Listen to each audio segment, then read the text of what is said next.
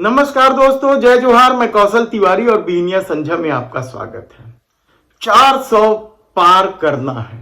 हर हाल में लोकसभा का चुनाव 400 से अधिक सीटों से जीतना है।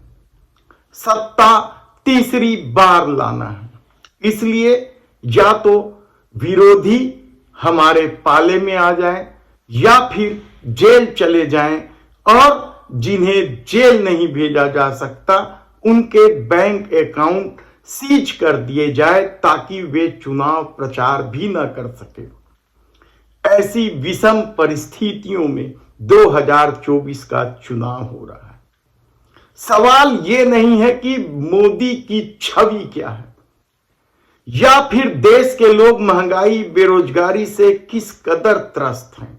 सवाल तो 400 सीट पार करने का है। इसलिए सारा खेल चल रहा है, कहा जाए तो गलत नहीं होगा।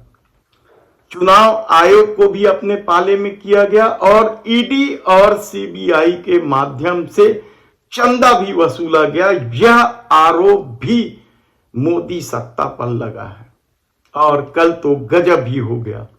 इस देश की सबसे पुरानी पार्टी कांग्रेस के बैंक अकाउंट सीज कर दिए गए, तो दूसरी तरफ कट्टर ईमानदारी की छवि बनाने वाले अरविंद केजरीवाल यानी दिल्ली के मुख्यमंत्री को गिरफ्तार कर लिया गया। इससे पहले कितने ही लोगों को डरा धमका कर भाजपा में प्रवेश करने का आरोप मोदी सत्ता पर लगता रहा। 5 दिन पहले आप उन्हें जेल में भेज देने की धमकी दीजिए और उसके बाद उन्हें उप मुख्यमंत्री बना दीजिए। अजित पवार उदाहरण है। जीवन भर जेल में सड़ा देने की बात कीजिए और मुख्यमंत्री बना दीजिए। और जो नहीं मानेंगे उन्हें सचमुच ईडी के माध्यम से जेल भेज देंगे। क्या हो गया है इस देश को और उसके लोकतंत्र को और उस लोकतंत्र की दुहाई देने वाले लोगों को? क्या यह बात समझ में नहीं आ रही है कि किस तरीके का खेल सत्ता कर रही है 2024 का चुनाव जीतने के लिए?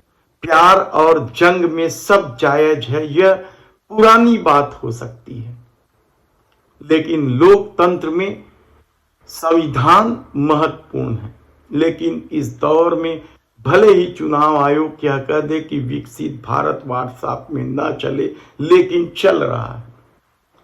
धर्म की राजनीति कोई नहीं करेगा, लेकिन वह भी किया जा रहा है। चुनाव आयोग के निर्देश के बाद भी यदि राहुल गांधी की शक्ति को लेकर मोदी सरकार अपने को ईश्वरीय शक्ति से जोड़कर देख रही है, तो फिर इसे क्या कहा जाए। लेकिन हम आज बात करेंगे अरविंद केजरीवाल की। पहली बात, कल अचानक ईडी दिल्ली के मुख्यमंत्री अरविंद केजरीवाल को गिरफ्तार करने पहुंची और कहते हैं तलाशी के नाम पर ईडी पहुंची थी।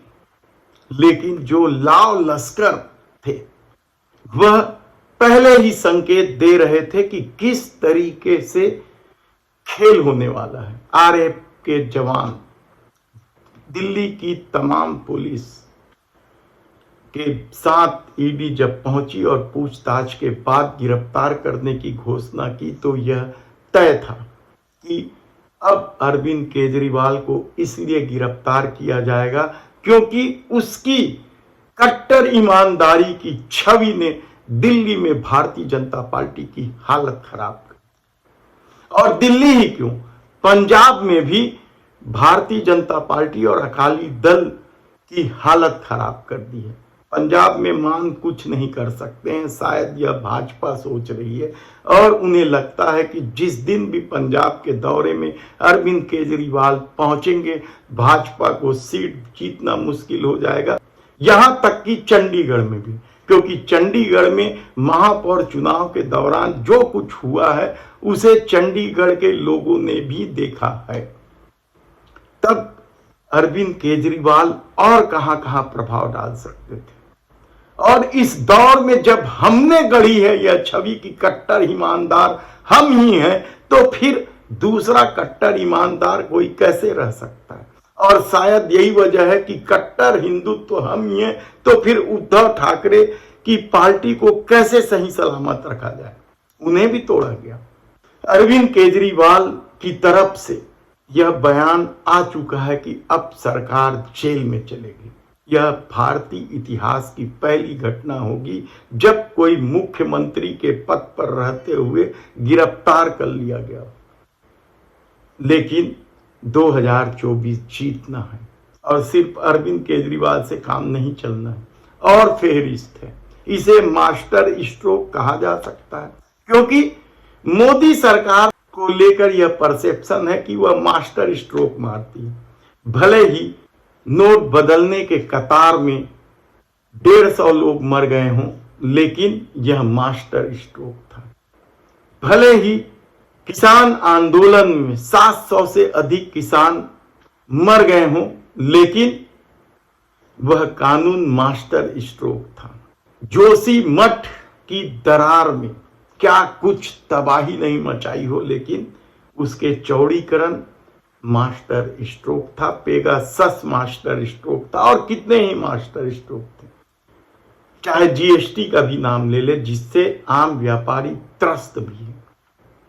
तो क्या कांग्रेस का अकाउंट सीज करना भी मास्टर स्ट्रोक है? आप सोच नहीं सकते कि इनकम टैक्स की वह नोटिस जो सीताराम केसरी के समय, जब सीताराम केसरी अध्यक्ष थे, उस समय की नोटिस कांग्रेस को अब मिलती। 94-95 की बात है।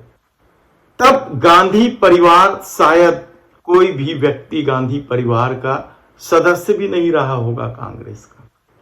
राजीव गांधी की हत्या के बाद सोनिया गांधी राजनीति से दूरी बना ली थी। प्रियंका और राहुल गांधी छोटे थे और सीताराम केसरी राष्ट्रीय अध्यक्ष थे। उस दौर में कोई हिसाब किताब को लेकर 14 लाख का मामला था। उससे पहले हम बता दें कि राजनीतिक दलों को इनकम टैक्स से छूट होती है चंदे में।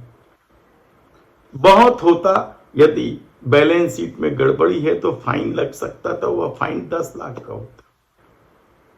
और उसके बाद एक और नोटिस दी जाती है और कांग्रेस का बैंक अकाउंट सीज कर दिया जाता है। आचार संहिता लागू हो चुकी है और सबसे पुरानी पार्टी का बैंक अकाउंट सीज होने का मतलब रेल की टिकट खरीदना भी मुश्किल है। प्रचार में कैसे जाएंगे कांग्रेस? ऐसे कई सवाल हैं जो पार्टी फंड से खर्च होते हैं। विज्ञापन की बात तो दूर है, बैनर पोस्टर भी कैसे छपाया जाएगा? तो फिर चुनाव आयोग की उस घोषणा का क्या होगा कि समान रूप से सबका अधिकार है? कल बकायदा सोनिया गांधी, राहुल गांधी और कांग्रेस के राष्ट्रीय अध्यक्ष मल्लिकार्जुन खड़गे, अजय माकन, ट्रेजरर सब प्रेस वार्ता लेने पहुंचकर इस करतूत को उजागर किया कि किस तरीके से मोदी सरकार यह खेल खेल गई। 1 महीने पहले कांग्रेस पार्टी के सारे बैंक अकाउंट फ्रीज कर दिए गए। आप सोचिए, आप किसी परिवार के बैंक अकाउंट फ्रीज करिए, किसी व्यक्ति के बैंक अकाउंट फ्रीज करिए, किसी बिजनेस के बैंक अकाउंट फ्रीज करिए, किसी भी संस्था के बैंक अकाउंट फ्रीज करिए, होता क्या है? एकदम खत्म हो जाता है।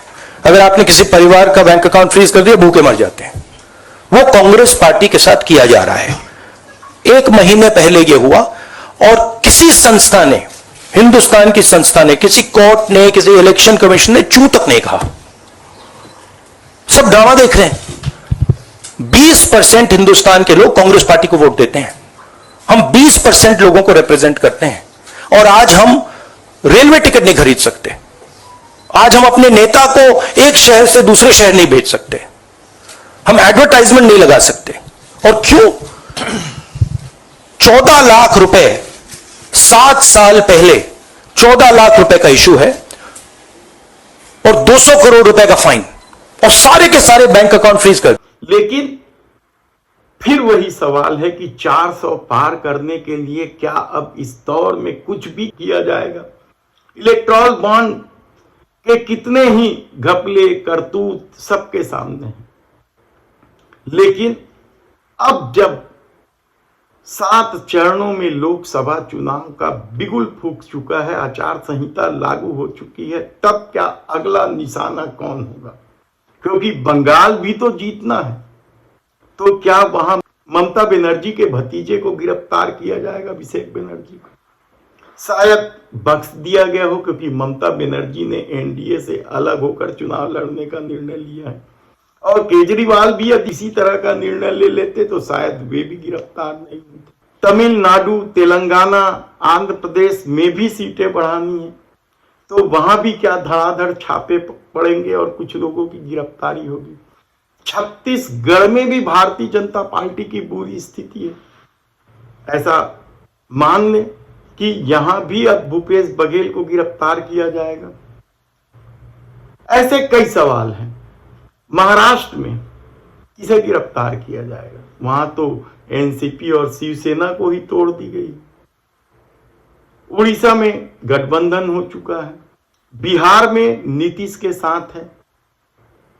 उत्तर प्रदेश में मायावती को डरा धमका दिया गया है, वह अलग थलग चुनाव लड़ रही है। ऐसी तमाम परिस्थितियों के बीच 400 पार करने के लिए अब मोदी सत्ता का अगला कदम क्या होगा, यह बेहद ही महत्वपूर्ण सवाल है। हमारी टीम लगी हुई है। कार्रवाई के पहले शायद हम बता दें कि अब मोदी सरकार 2 दिन के भीतर क्या करने वाली है। तो क्या भूपेश बघेल अगले शिकार हैं या फिर कोई और, ये देखने की बात होगी। धन्यवाद।